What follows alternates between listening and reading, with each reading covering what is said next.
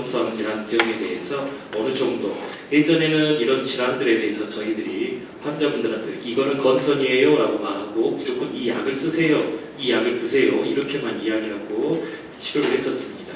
하지만 최근에는 이제 환자분들이 여러 가지 뭐 매체라든지 또는 이제 그런 부분들을 통해서 많은 지식을 알게 되고 또 그런 것을 통해서 또 와서 많이 물어보시는 분들은 많은데요.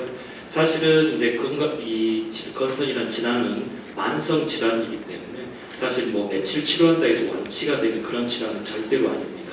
그렇기 때문에 얼마나 환자분들이 이 질환에 대해서 어떤 지식을 갖고 그리고 이 치료법이 어느 정도의 신빙성이 있는지 그런 그 지식을 가지고 있어야 정말로 치료를 더 열심히 하실 거고 그럼으로써 환자분들의 그런 삶이 훨씬 더 나아질 수 있는 그런 방향이 될 수 있기 때문에 좀 더 그런 지식을 위해서 저희가 이렇게 홍보를 하고 있습니다.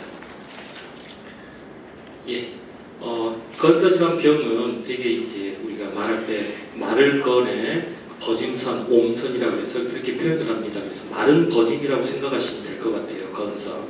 혹시 여기서도 혹시 건선하고 건성 피부 때문에 오신 분 혹시 있을까 모르겠는데 완전히 다른 질환입니다. 그래서 건선은 말 그대로 마른 버짐이 두껍게 앉아있는 그런 질환이라고 할 수 있겠는데요. 보시는 것처럼 질환 자체가 뚜렷하게 경계를 이루고 있고 또 은백색의 각질, 아주 각질이 두껍게 앉아있는 것이 이 병의 가장 큰 특징입니다. 그리고 그 밑에는 붉은색의 발진이 들어있고 또 두꺼워진 피부가 이 질환의 특징이라고 할 수가 있겠습니다. 예, 이런 특징적인 병변들이 바로 우리 내과적으로 보게 되면 당뇨나 고혈압처럼 만성적으로 계속 호전과 악화를 반복하는 그런 질환이라고 생각하시면 될 것 같습니다. 자, 그러면 건선이 잘 생기는 부위는 어디일까요? 대개는 건선이 잘 생기는 부위는 뼈가 돌출되어 있는 그래서 결국 피부가 자극을 많이 받는 부위에 많이 생기게 되겠습니다. 즉 무릎이라든지 팔꿈치 그리고 머리카락, 머리 두피라든지 이런 부분에 대해 병이 많이 생기는 것이 특징입니다. 건선하면 이제 여러 가지 형태가 있습니다. 그래서 본인들은 어떤 판상건선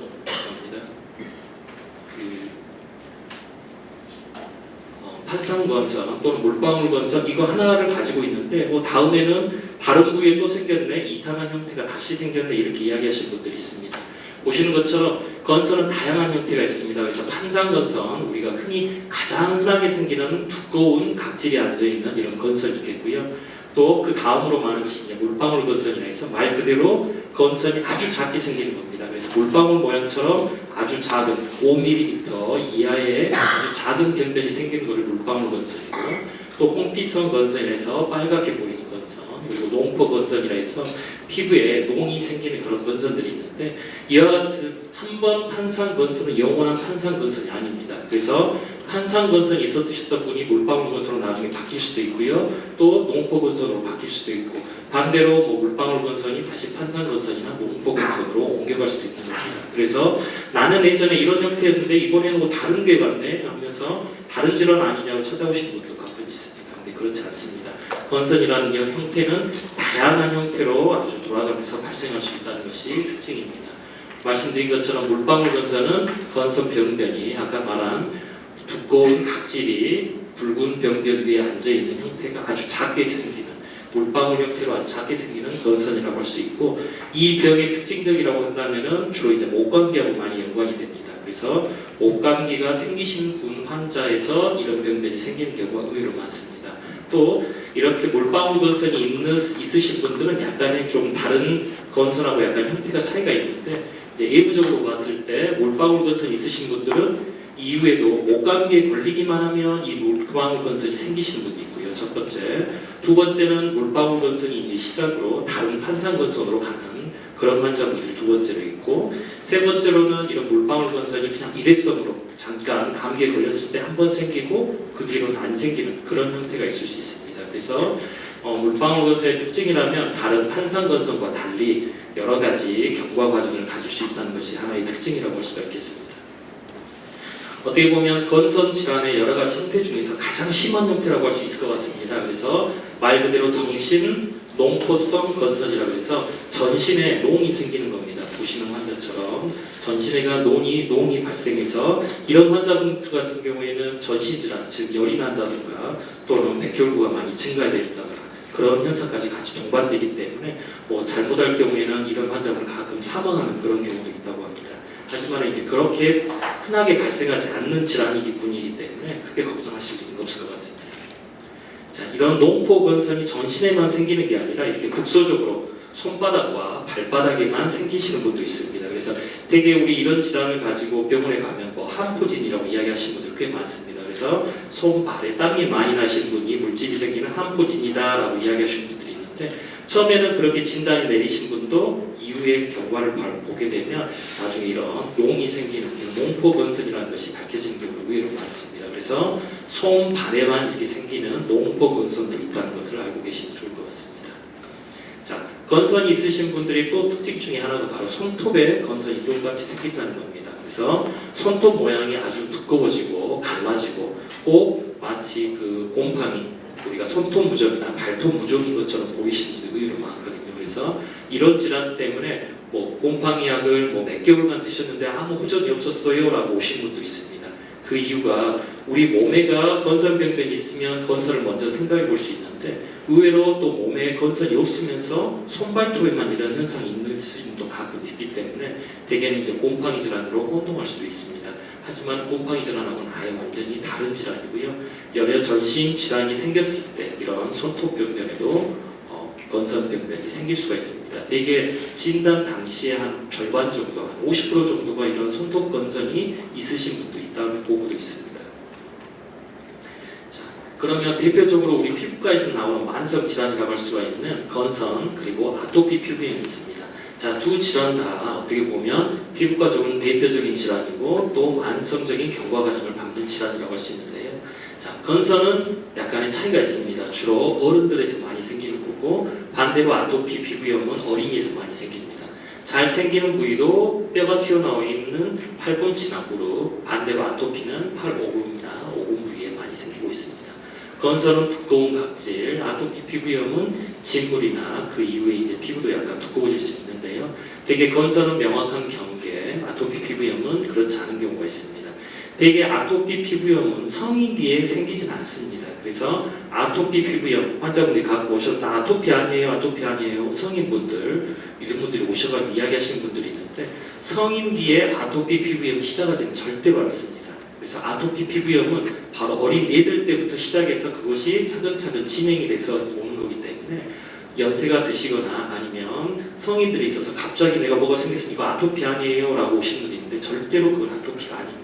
다른 습진성 병변일 뿐이지 아토피라는 것은 바로 이렇게 어린이 좀 더 어린 나이에 일찍 생기는 것이 바로 특징이라고 할 수 있고 건선은 성인기 대개는 20대 그리고 50대 때 생기는 경우가 있습니다. 자, 가장 이게 이제 헷갈리는 부분이 많이 있죠. 그래서 건조습진 우리가 흔히 말하는 건성 피부와 건선은 아예 다른 질환입니다. 차이가 엄청 많죠. 그래서 건선이라는 것은 개인 소인과 환경적인 요인에 의해서 다인자적으로 발생하는 질환이고 젊은 성인 그리고 두꺼운 각질이라든지 만성 경과를 가정을 밟습니다. 하지만 건조습진 이건 우리가 흔히 말하는 피부가 건조하다는 그런 질환인데요. 건조하고 차가운 공기에 노출된 사람은 누구나 발생할 수 있고 특히나 이제 연세가 많이 드신 분일수록 피부에 이제 기름 성분이 많이 안 나옵니다. 그래서 그렇기 때문에 피부가 어떻게 보면 보습이 잘 안 되기 때문에 각질이 생기는 그런 가려움증을 동반한 그런 건조한 피부가 생기고 또 이 부분 같은 경우에는 치료를 하시게 되면 빠른 호전을 보인다는 것이 어떻게 보면 건선과의 가장 큰 차이라고 할 수 있겠습니다. 자, 건선은 의외로 그래도 우리나라에서는 그렇게 많이 흔한 질환은 아닙니다. 물론 전 세계적으로 봤을 때는 대개는 1%에서 4% 정도 전 인구에 그 정도가 생긴다고 합니다.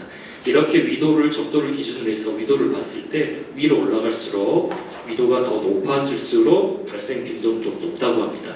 그런데 상대적으로 아시아에서는 1% 미만으로 생각을 하고 있습니다. 그래서 뭐 1% 미만이라고 하면 100명 중에 1명인데요. 사실 이게 많다고 하면 많을 수 있고 또 다른 질환에 비하면 적다고 하면 적을 수 있는데 사실은 우리나라 어떤 질병군을 봤을 때 1%라면 상당히 많은 숫자입니다. 그래서 여러분이 지나가면서 누구를 봤을 때 그분도 분명히 있을 수 있는 아주 드물지 않는 질환이라고 알고 계시면 좋을 것 같습니다. 아까 이야기드린 이야기입니다. 건선이 시작되는 것은 나이 드셔가지고 생기는 게 아니고요. 대개는 20대 또는 50대 이 두 피크를 이루고 있다고 합니다. 그래서 20대 아니면 50대에 가장 병이 발생하는 시기가 가장 그때가 높다고 합니다. 그래서 20대 때 생기는 분들은 조금 더 유전적인 연관을 좀 많이 보인다고 하죠. 그래서 50대에 생기는 경우보다는 조금 더 증상이 심하게 생긴다고 합니다. 그래서 유전적인 게 어느 정도 연관을 많이 보이기 때문에 좀 더 심한 경과 과정을 받고, 상대적으로 50대 이후에 생기는 경우는 그런 부분이 조금 더 작다고 할 수 있습니다. 자, 그러면 건선은 왜 생기는가요? 되게 오시죠. 환자분들이 오셔서 건선 왜 생겨요? 내가 왜 이 병을 갖고 있지요? 이라고 이야기하는데 사실은 정확한 이유는 알 수가 없습니다. 하지만은 우리가 봤을 때 이 질환은 우리 몸 안에 있는 어떤 면역 기능에 문제가 있는 걸로 생각이 됩니다. 그래서 대개 이제 면역에 문제가 있어요. 면역에 문제가 있어요. 이렇게 이야기해드리면 대부분의 환자분들 오셔서 나 면역이 떨어져서 그렇구나. 그럼 어떻게 해야 면역을 올릴 수 있어요? 라고 이야기를 합니다. 그래서 대표적으로 물어보시는 게 이거죠. 홍삼 먹으면 어때요? 홍삼 먹으면 좋아지지 않을까요? 이렇게 이야기하시는 분들이 있습니다. 근데 이 질환은 면역이 떨어져서 생기는 질환이 아니고 면역이 불균형으로 해서 생기는 겁니다. 그래서 올라갔던 면역이 다시 정상으로 떨어져야 되는데 그게 떨어지지 못하고 계속 올라가 있는 겁니다. 그와 같이 어떤 불균형에 의해서 생기는 것이 바로 건선이라고 할 수가 있겠고, 자, 면역학적으로 불균형이 이루기 때문에 말씀드린 것처럼 염증이 계속 지속이 됩니다. 그렇게 염증이 지속되기 때문에 필요 없는 염증이 온 전신을 타고 돌기 때문에 그게 피부로 가서 건선을 일으킬 수 있고, 또 관절로 가게 되면 관절염, 또 혈관으로 가게 되면 이상 지제혈증이라든지 고혈압 이런 것들이 발생할 수가 있는 겁니다. 그래서 이런 질환의 병인을 보자 보면, 원인을 보자 보면 어떻게 보면 면역이 떨어져 있는 게 아니라 면역이 불균형으로 생기는 거라고 생각하시면 될 것 같습니다. 자, 그러면 되게 아까 말씀드린 것처럼 어떤 개인적인 소인을 가지고 있다 했는데, 되게 이러면 내가 나중에 결혼해서 아기를 낳으면 전부 다 건선이 되나요? 라고 물어보시는 분이 많습니다. 그래서 이 질환이 유전되는 질환이냐? 라고 물어보는 분이 많으신데, 실제로 사실 환자분들 오게 되면 가족력이 동반되신 분들이 분명히 있습니다. 있긴 있지만 말씀드린 것처럼 유전적인 질환은 어떤 질환이 유전 질환을 갖고 있으면 꼭 그 유전 질환이 생기는 겁니다. 하지만 건선이라는 것은 어떤 유전적인 소인을 가지고 있는 거기 때문에 이 소인을 가지고 있다 해서 모든 사람이 다 건선이 되는 건 아닙니다. 그래서 여러 가지 말 그대로 다인자성으로 발생하기 때문에 환경적인 요인이라든지 다른 여러 가지 원인들이 겹쳐야지만이 건선이 발생할 수 있는 겁니다. 그래서 실제 건선이 있으신 분들이 부모 중에 한 분이 있다고 하더라도 그게 자기가 건선이 생길 수 있는 건 대개 10%, 20% 정도밖에 되지 않는다고 합니다. 그래서 또 가족 중에 건선이 없는데 내가 생기는 경우도 있습니다. 그렇기 때문에 건선이라는 것이 무조건 다 100% 유전이 된다라고 이야기 드릴 수는 없습니다. 그래서 가능성은 있지만 모든 것이 다 그렇지 않기 때문에 크게 걱정하실 일은 아닐 거라고 생각이 됩니다. 자, 그러면 건선은 전염되는 질환인가? 라고 하는데 절대 전염은 되지 않습니다. 말씀드린 것처럼 개인적인 자기 소인에서 나오는 그런 질환이기 때문에 절대 남에게 옮기거나 그런 질환은 아닙니다. 하지만 대개는 이제 이런 질환들이 목욕탕이나 어디 가게 되면 이제 다 노출된 부위이기 때문에 환자분들이 이제 다른 사람한테 보이기를 꺼려하는 부분이 있고, 또 다른 분들이 혹시 옮기는 병이 아닌지 이제 의심하고 걱정하시는 분들이 있는데, 실제로는 사실 이런 질환은 절대로 옮기는 질환이 아닙니다. 그래서 이런 경우는 오히려 환자분들이 내 질환을 다른 사람한테 알리고, 이 질환은 절대 남한테 옮기는 질환이 아니라는 것을 알리고, 그런 다음에 내 치료를 좀 더 전념하시는 것이 그런 스트레스라든지 그런 것을 높이지 않는 그런 좋은 방법이라고 할 수도 있을 것 같습니다.